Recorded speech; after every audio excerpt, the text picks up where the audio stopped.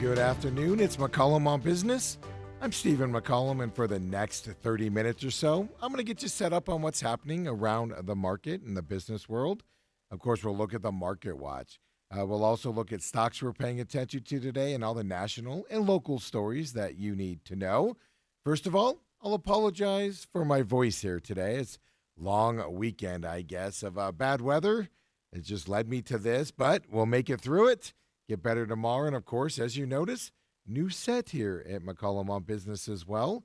So we appreciate you joining us. Super happy about it. And let's get it rolling with that Market Watch.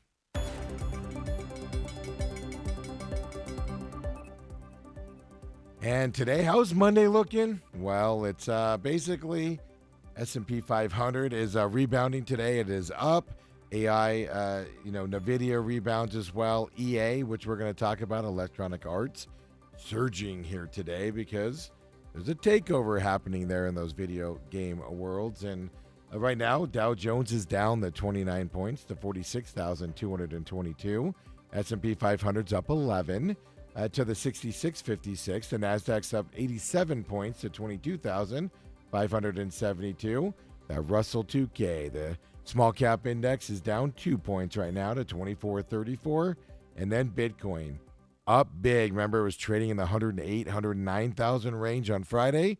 Steadily rose over the weekend. 114,168 is where it's trading at officially here today for a Bitcoin as well. So a positive Monday here on the stock market. And stocks we're paying attention to right now, well, there's a lot of names out there, a lot of things to pay attention to. Electronic Arts, we just talked about them a little bit. First stock we're looking at.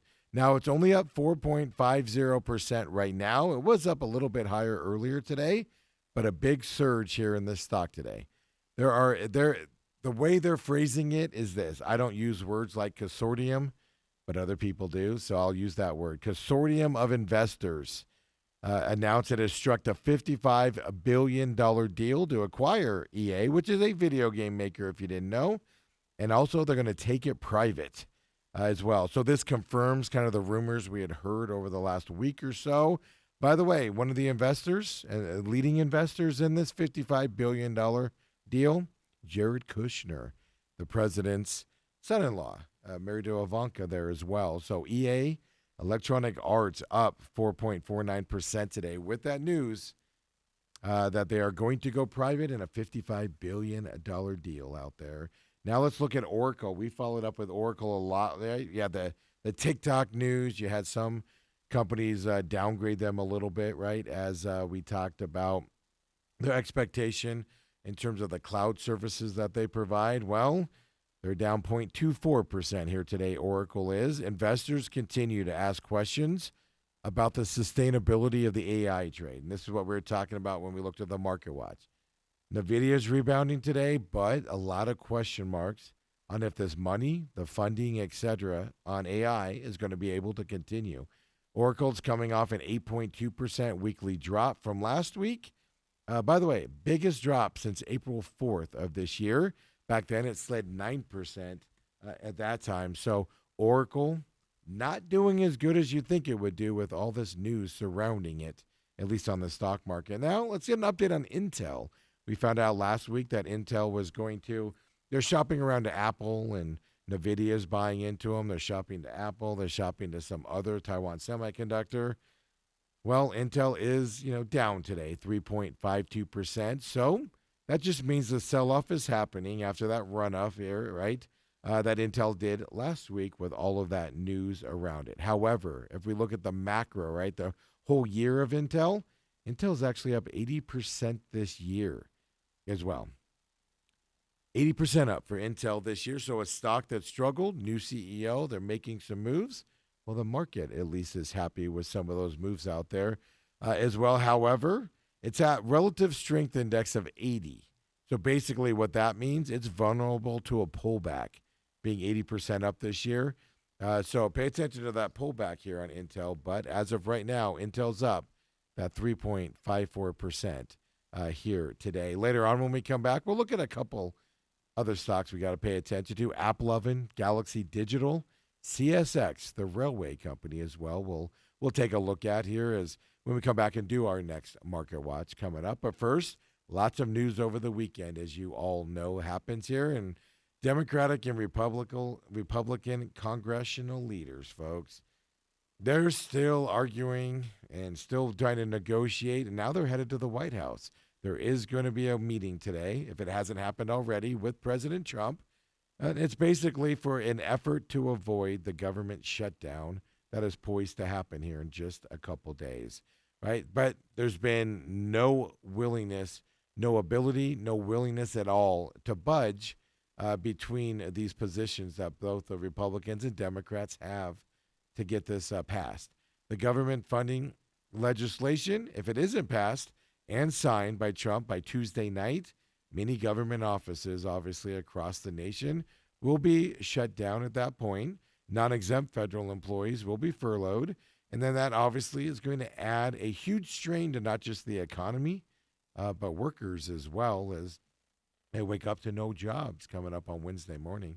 White House aides ahead of the meeting, well, they make it clear that the Republican administration of Trump, it has no intention to negotiate with some of those Democratic requirements that they're asking for from their side. Republicans are daring Democrats to vote against legislation that would keep government funding for basically at its current levels. That's what the Republicans are asking for, current levels, according to the stories out there. Democrats, though, they want additional spending, including, for instance, I was hearing over the weekend, funding for illegal aliens and, and medical care and stuff like that has been taken away with this Trump administration. So that is the battle going on here between them. They have basically a day and a half to get it done. Republicans are daring the Democrats, and will the Democrats blink?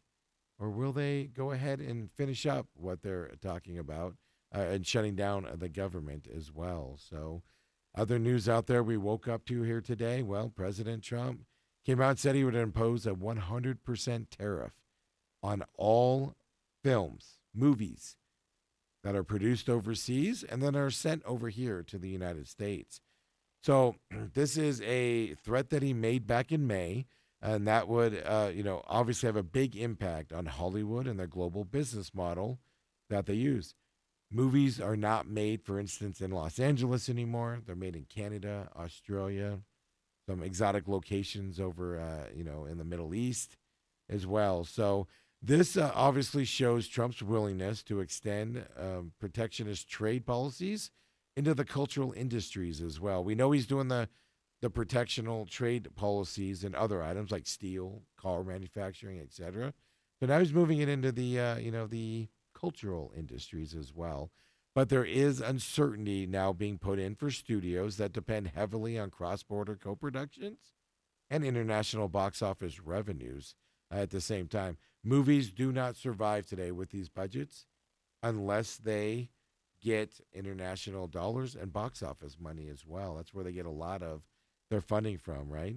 It's not immediately clear, though, what legal authority that Trump actually would use to require that 100% tariff on those foreign-made films.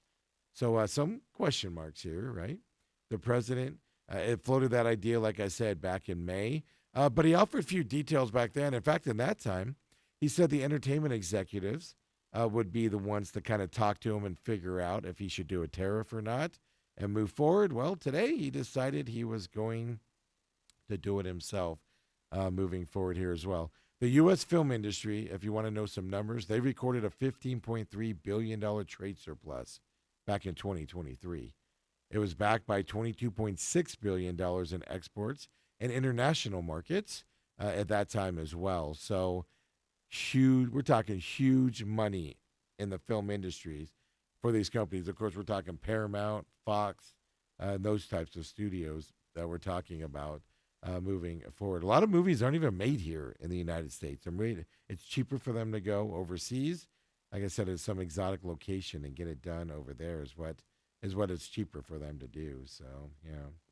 Another announcement here today by the Trump administration. Not a shocker, right? On a Monday.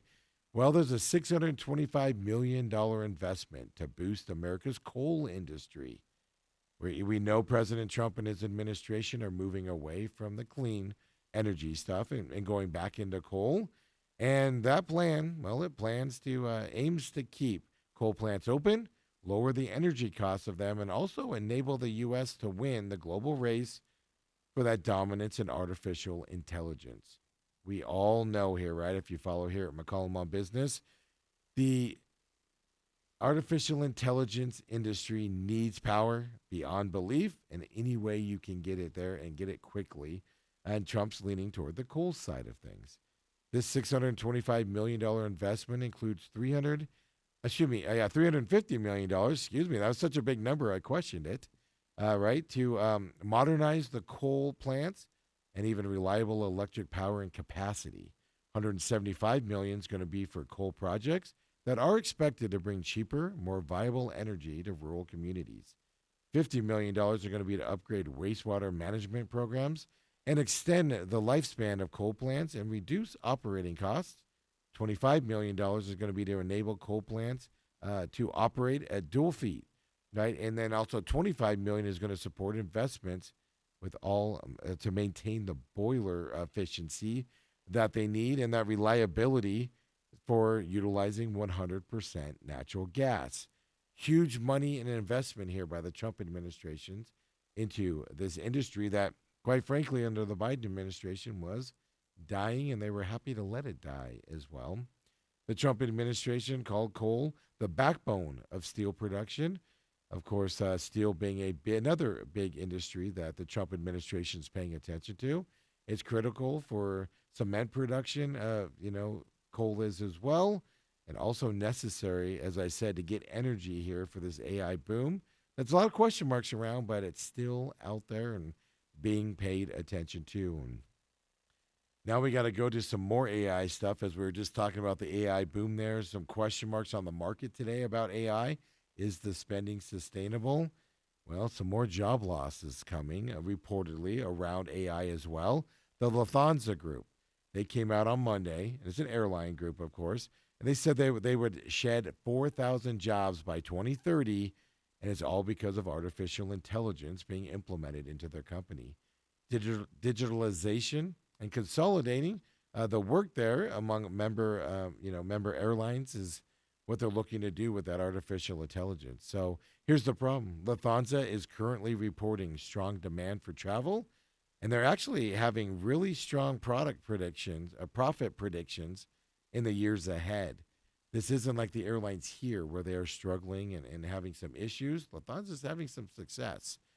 Most of the lost jobs will be over in Germany, the head area of this company. The focus would be on administrative rather than operational roles, as the company did say at that time.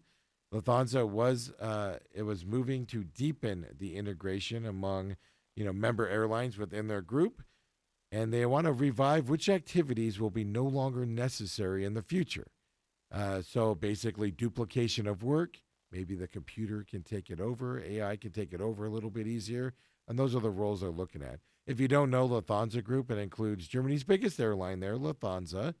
It also has Austrian Airlines, Swiss, Brussels Airlines, and ITA Airways is under that whole umbrella for that airline. So a lot of synergy, if I can use an old buzzword, can happen with this airline group. So the Lufthansa Group did lay out its strategic plans in the presentation to investors and analysts over in Munich, Germany.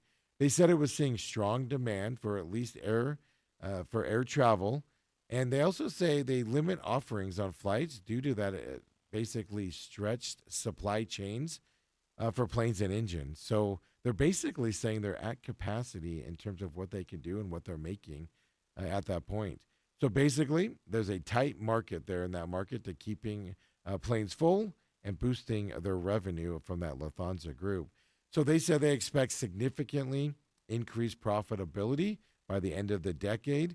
And that was basically getting ready for what I call the largest fleet modernization in the company's history.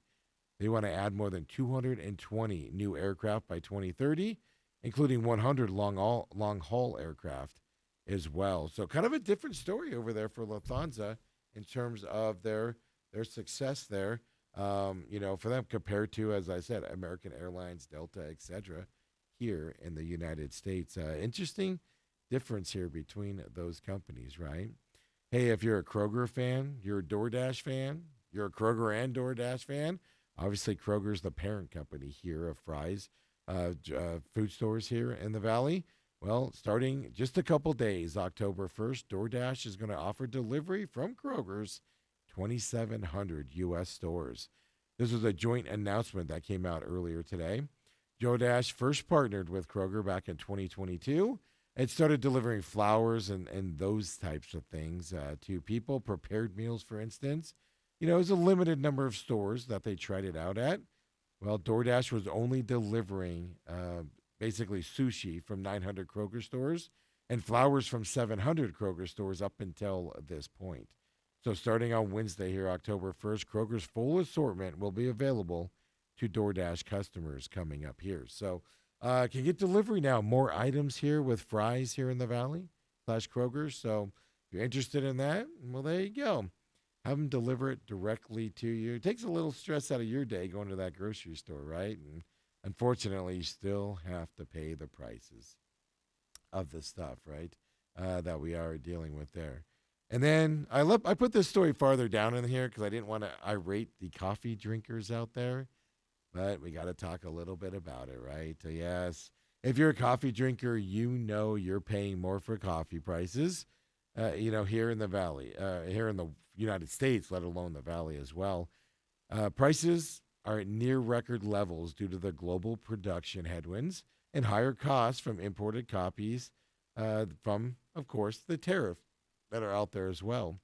So the most recent edition of the CPI, the Consumer Price Index, it released a Bureau of Labor statistics that showed coffee prices were up 20.9% from a year ago, folks. That's just from August to August. It rose 3.6% on a monthly basis. That's the highest annual price reported here for the data since a 21.2% reading back in July of 2021. It topped the 20.3% reading in July of 2022 also for the coffee. So if you're a coffee drinker, you are feeling the pinch out there. First time it's grown this big, of course, since the COVID-19 pandemic and those obviously pandemic issues that we dealt with that. So interesting enough, prices for, the groups of coffee rose to basically, the Bureau of Labor Statistics, I should say, reported that roasted coffee prices were up 21.7% year over year back then, 4.1% a monthly in August here as well. So you see, even though two different reports, bigger numbers as we talk about it coming up. So I'm taking a deep breath there for you coffee drinkers, right? The U.S. is heavily reliant on imported coffee. It lacks capacity, actually, for large-scale domestic production of coffee. Less than 1% of Americans' coffee is actually produced here in the United States. The tariffs here gives very little opportunity here to increase the domestic supply at a time when prices, of course, have risen over the past year. And a lot of it has to do with global production challenges, right? But not just the tariffs, but the productions that you're dealing out there. Brazil's in a huge drought, struggling to make the coffee. Vietnam, for instance, also having for a bunch of it. And Vietnam accounts for about half of global coffee production. They're having a hard time. Inclement weather there in Vietnam, and they're half, folks. Brazil being another big chunk as well. Indonesia being big chunks as well in terms of this coffee production. So weather, inclement weather, other macro things in those markets. So for that, your coffee prices are a little bit more for you here coming up as well. So not good. And this is an interesting thing. I keep hearing people talk about dirty sodas out there. And I know it's when you put something in there, but I don't quite understand it, to be honest with you. I didn't know this, right? Swig, you see them here around town. They're a Utah-based chain. They actually coined dirty soda back in 2010. That's where we get that term from, right? So now this trend and this name is fueling innovation anywhere, including McDonald's, PepsiCo are now getting in on this dirty soda rage out there as well. So these soda companies are finding new ways to grow their business here as people are drinking less and less sugary drinks out there. Dirty soda drinks use pop as a base or soda as a base, depending where you're from, right? Followed by basically flavored syrups. You can put creams in there. You can put some other ingredients I've heard also as well into those drinks there. So that's why they get the dirty sodas, right? That's what they call them. TikTok videos and the reality TV show The Secret Lives of Mormon Wives, well, they've helped spread the term dirty soda and what it means and what it is. And actually, dirty sodas are outpacing even the soda chain's speedy expansion in terms of swig and how they're growing. I know we got a new swig coming out in the East Valley, out by my place here coming up. It was all the rage when they announced it was coming. Consumers can find, dirty sodas pretty much anywhere. Grocery stores, fast food chains have them. I told you McDonald's does. Well, and here in just a couple of weeks, Pepsi, they're going to unveil 2 ready-to-drink dirty soda-inspired drinks. They're gonna bring them out at the National Association of Convenience Stores trade show over in Chicago. These new drinks is going to be called the Dirty Dew and the Mug Floats Vanilla Howler. I have to say that one slowly out there. Yes, so it comes on the basically right after Pepsi's Wild Cherry and Cream flavor that they've had out for a while. They came out earlier this year, those two. So look at that, Pepsi getting into this. Like I said, McDonald's can get dirty sodas. TGI Fridays getting into the fray as well. They launched a dirty soda for a limited time menu during the summer, and it could be spiked with alcohol at that time as well. If you want specifics on the McDonald's as well, they're testing one with a Sprite Lunar Splash is what they're calling it there at McDonald's. They're testing it at about 500 locations and seeing if they can push it out as well to other items. Taco Bell, well, they've been doing a dirty soda for a limited time menu as well. Mountain Dew, a Baja Blast, well, a dirty one at least, if you're interested in trying that out there. But it's the newest rage, folks. Dirty sodas for you out there. And when we come back here at McCollum on Business, we keep this Monday edition rolling. We got some local stories coming up for you as well.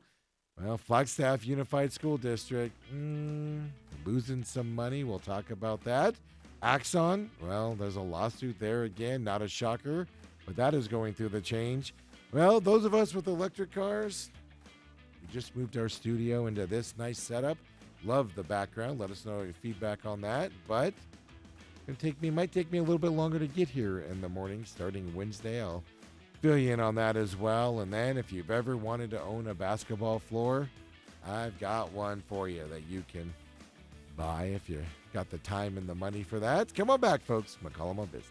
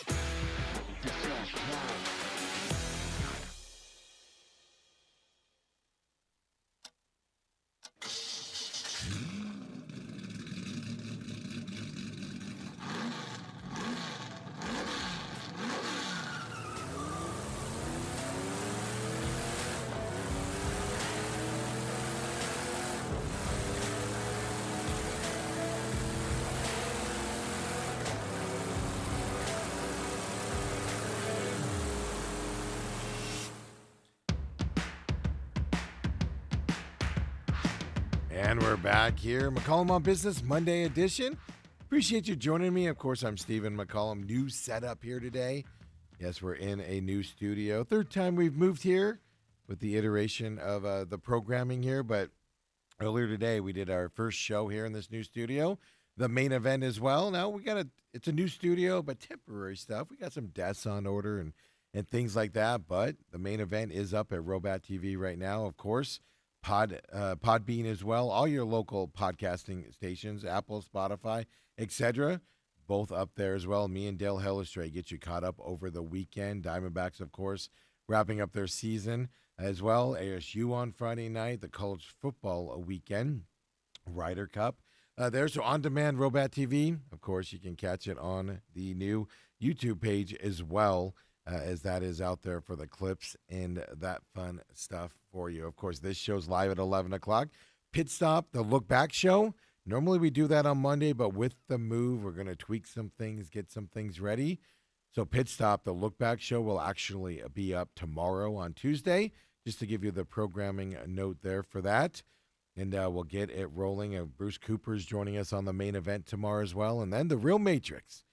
We got the first 3 episodes going up today as well. For those of you that like that type of programming, it is coming your way here later on today with 3 episodes. And that's just having some fun here with the Angry Patriot. And folks, glad you join us here and appreciate you joining us very much. It allowed us to move into the studio, continue to grow here as well. And man, is it a lot of fun to be part of this. And we thank you enough. And let us know what we can do for you. And if you're looking for specific information, a show, definitely reach out. Plenty of time and space. And the crew's here ready to work with you if you want to do something around here as well. And always had a dream of doing something like this. And folks, with that being said, let's get right into that Market Watch.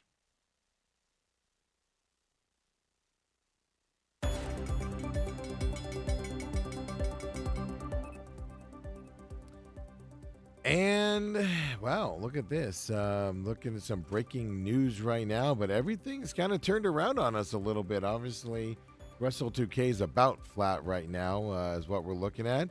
But in terms of stocks, before we get into all this, Etsy making a big announcement. I'll tell you about that here in just a minute. But Dow Jones is up to 28 points right now. The S&P 500's up 15 points. As the day's gone on, the NASDAQ is up 120 points right now. And then the Russell 2K, that small cap index, it's down basically even, zero point 0.2 points down right now for that small cap index. Bitcoin, as I said, 109,000, 108,000 on a Friday when we left here. Steadily up over the weekend. 114,000 for Bitcoin. 114,024 is what we're looking at right now for you. Before we get into the stocks we're talking about, this is just hitting the page right now. Etsy, right? Obviously the I call it the online craft site there. They're up 13% right now, just breaking. OpenAI actually announced that ChatGPT Instant Checkout is now live for the shopping site. Well, that has allowed Etsy to be up 13% here as well. Instant Checkout initially supports single item purchases from U.S. Etsy sellers. More than 1 million Shopify merchants will be able to get on that program as well coming up. So it's available to U.S. ChatGPT Plus, Pro, and free users.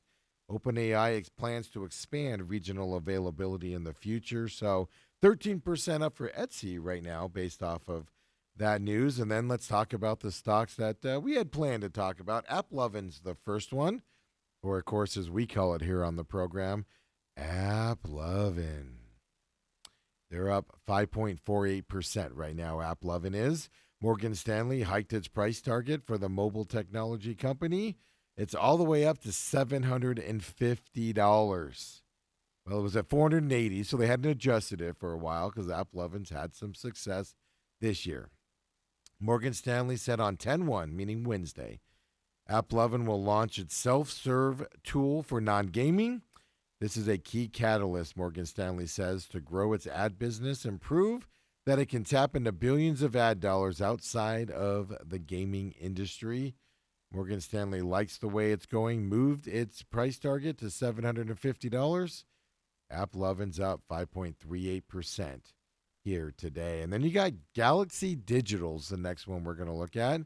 They're a digital asset cryptocurrency company. If you don't know what they do, they're up 10.32% right now. They actually agreed to invest in K-Wave Media. It's all part of a plan to launch the entertainment tokenization platform. They're basically getting backing from Korean IP companies. Anytime you get funding into your company, well, investors generally like that additional money for growth. So Galaxy Digital up 10.19% now. Now let's talk a little bit about railroads out there and look at the stock of CSX as of right now. It's up about 3% right now, I believe, is what we are looking at for it. It named Steve Angel chief executive. He's replacing Joe Hendricks on the chief executive position. The management shakeup is following pressure by activist investor Ancora Holdings. They criticized declining efficiency at CSX. They even pushed for the company to consider mergers and acquisitions as the industry consolidates. So that management shakeup and the pressure on this company, the management move, CSX is up 3.93% here today based off of that news as well. So sometimes you just need new management to get some fresh blood in there and have some success as a company. And let's go local here in terms of the Arizona stories, but let's go up north to Flagstaff, right? A lot of rain the last few days. It's got nothing to do with this story, but it's got to be beautiful up there in Flagstaff. And one thing we know now that unfortunately scammers have basically stolen a lot of money from Flagstaff Unified School District. This was all said on Friday here, and the Unified School District in Flagstaff said it fell victim to cybercrime scheme. Hundreds of thousands of dollars are lost at that point. So 580,000 is what they're estimating as of this morning. The district said it reported the crime to the Arizona Attorney General's office and, of course, the other required agencies out there. So officials haven't elaborated on how much was lost or what actual cybercrime they fell victim to. They just said they've fell victim to it as well. So they say they're trying to recover some of the funds or as much as they can, and they want to obviously enhance the district's protection measures because that's not good. Schools are already underfunded in dealing with those issues, and now that is happening up there in Flagstaff. Now let's come back down here into Scottsdale area. Axon is not going away with this lawsuit that they have out there, and now it's official. Scottsdale residents have actually filed a lawsuit. They did it on Friday to block Axon from building its new headquarters over there in Scottsdale. The suit is against both the state and the city, and it's to block that state law that voted in to allow Axon to build it and bypass the city there. And they don't want that to go into effect out there as well. So, Axon, if you don't know, if you don't follow this story, they built the tasers is what they do.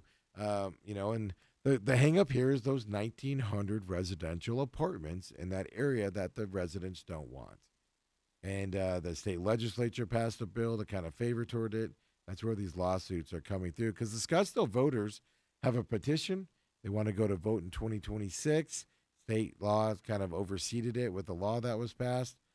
So that's where we are here with this lawsuit coming through. So heads up on that lawsuit is been filed here from residents of Scottsdale against that Arizona bill. And as I said, my life's about to change on Wednesday. And now with the new studio, a little bit different way to come in. And I can utilize some carpool lanes by myself with my EV. Well, not anymore coming up here. So the Arizona Department of Transportation has come out and said the end is near.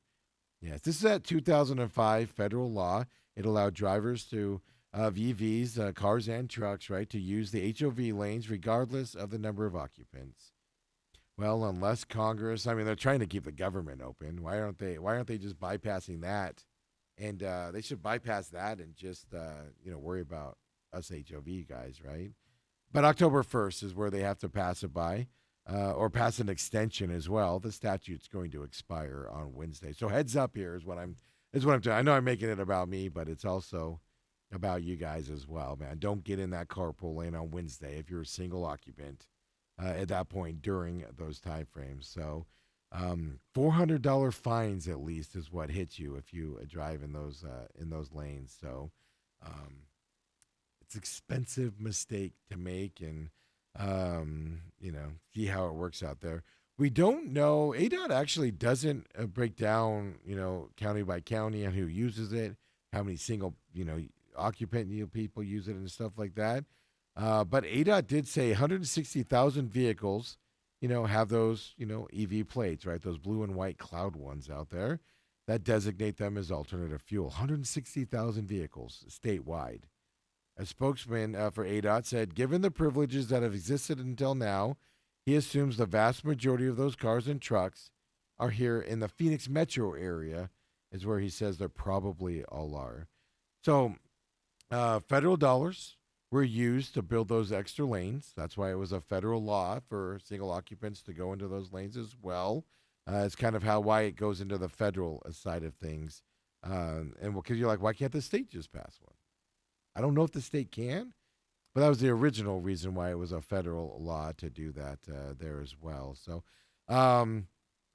single occupancy vehicle in those lanes was originally supposed to be just temporary. They just kept extending it and extending it.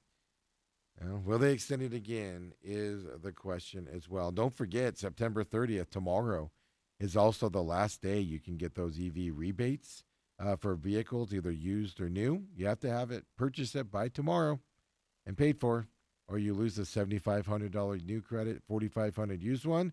And then on top of it, not going to get to use the HOV lane by yourself. So if I'm late to the main event on Wednesday, y'all will know why. Just kidding. Ethan's working with us during his break, so I'll have him to get in that carpool lane. But something to keep in mind, folks, as you're driving around and things to that stuff. So before I get to if you've basketball fan in your life, I'm going to skip ahead here, and I'm going to talk about the 1,200-seat Pro Pickleball Arena that is being built over in Scottsdale area. So just a heads up, permitting for that pickleball court, 1,200 seats. Well, permitting is done as well, and submitted, accepted for review. This is all going to be put up on the SRP Maricopa Indian Community side of things out there by Scottsdale. So basically, the permitting process is done. That's the final step needed to start the construction of that, basically a 200,000 square foot facility. And the construction is going to take about 15 months in order to get that building done for that indoor pickleball, and 1,200 seats there for you pickleball fans out there as well. So just a heads up, that is moving along. And, whether you have an indoor basketball court at your house, whether you have a fan of yours that just loves basketball altogether, and back in 1995, if you go back, we're talking Shaquille O'Neal. In terms of the All-Star game, we're talking Hakeem Olajuwon. We're talking Penny Hardaway back then is what we're looking at. And then the All-Star game happened here in Phoenix, right? So local ticket broker came in because the Suns were going to paint over the graphics on this court and donate the floor to a high school gym. Well, a local ticket broker stepped in. His name is Tony Abaram, and he basically has bought the floor. It's he's kept the 14 4-foot by 8-foot hardwood tiles and dry storage ever since he bought it. There it is, folks. That might be a cool backdrop for TME right over here. Hang that up on the wall, right? That's what we're looking at here. So it is listed on for sale at Facebook Marketplace right now, if you want to buy it. That might have to be a TME set is what I'm thinking here. Not for that price, it will not be. $125,000 is what it's listed at. I just pulled it up here as well. So 1995 All-Star Game, used floor centerpiece. I mean, just think who sweated on that floor, folks. All right? Is what you're looking at, yeah. What a great birthday present for somebody. I'm not saying anything. I'm just saying it'd be fantastic for somebody to get out there if you would like to do that as well. Just saying. It would look good here, folks. We'll be like a museum. We'll just keep it for you. Hey, Monday edition McCollum on Business, all wrapped up. Appreciate you joining me. Of course, I'll be back tomorrow. Tomorrow, just to give you a heads up, we're going to be a little bit later with the move. We got a couple things to do around here. So we won't go live until noon, but noon about. We will have the show up and running around noon. And, of course, on demand as well and all the retail sites that you know about. So tomorrow that'll be the case, and then we'll be back at our normal 11 o'clock time starting on Wednesday. So come and join us, would you? We look forward to seeing you, and everybody have a great Monday afternoon.